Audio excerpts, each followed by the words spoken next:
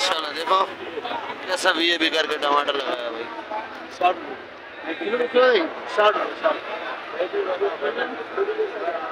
Kilo रखा।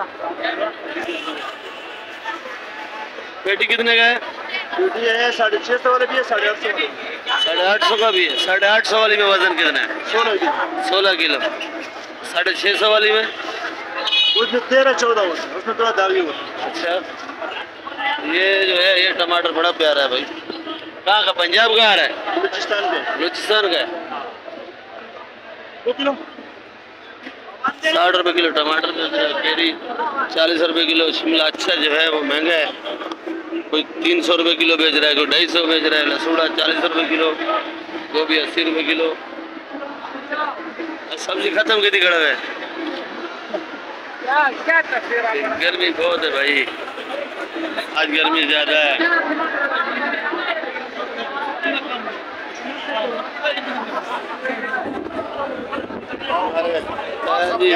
शुक्र अल्हम्दुलिल्लाह। सब ठीक हो? पहले से ही आए हुए हैं, राज्य की आवाज के लिए काफी लोग आए हुए हैं, पिक्चर बना रहे हैं, रेट पूछ रहे हैं। मैंने इनसे पूछा आप पाकिस्तान का हालात सही कर दोगे?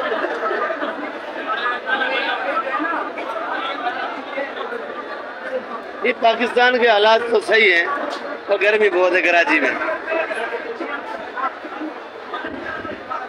क्या हालात सही है? ये आप कह रहे हैं ना मंडी में बैठ गए।